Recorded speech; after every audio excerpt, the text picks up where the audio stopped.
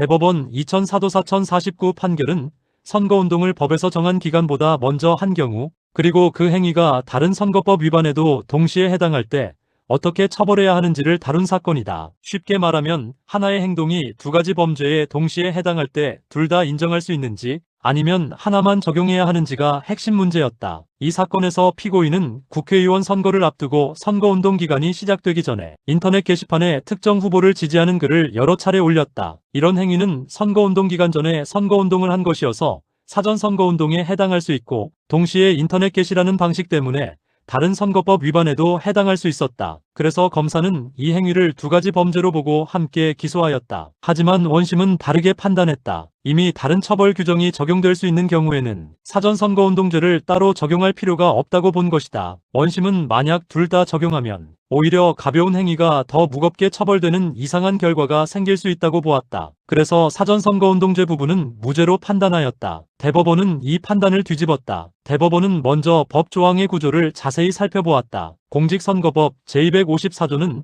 사전선거운동을 처벌하는 규정인데, 그중 제2항에는 다른 규정이 있는 경우에는 적용하지 않는다는 문구가 있지만 제3항에는 그런 문구가 없다. 대법원은 이 차이를 중요하게 보았다. 입법자가 일부 규정에는 제한을 두고 다른 규정에는 두지 않았다는 것은 의도적인 선택이라는 것이다. 그래서 대법원은 제3항에 해당하는 사전선거운동이 다른 규정에도 해당하더라도 이를 배제할 것이 아니라 형법의 일반 원리에 따라 상상적 경합으로 처리해야 한다고 보았다. 상상적 경합이란 하나의 행위가 여러 범죄에 동시에 해당하는 경우를 말하는데, 이 경우에는 여러 죄를 인정하되 실제 처벌은 가장 무거운 죄 하나로만 한다. 따라서 처벌이 과도하게 중복되는 문제는 생기지 않는다고 본 것이다. 결국 대법원은 원심이 사전선거운동죄를 배제한 것은 법리를 잘못 이해한 것이라고 판단하여 판결을 깨고 사건을 다시 심리하라고 돌려보냈다. 이 판결의 핵심은 법을 어떻게 해석할 것인가에 있다. 특히 형벌법규를 해석할 때 법문에 없는 내용을 임의로 추가하거나 빼서는 안 된다는 점이 중요하게 작용했다. 대법원은 입법자가 일부 규정에는 예외를 두고 일부에는 두지 않았다는 점을 그대로 존중해야 한다고 보았다. 이는 죄형 법정주의와도 연결된다. 즉, 법에 없는 기준을 재판부가 만들어내면 국민은 어떤 행위가 처벌되는지 예측하기 어려워지기 때문이다. 헌법적인 관점에서 보면 이 판결은 긍정적인 측면이 있다. 법문을 있는 그대로 해석하여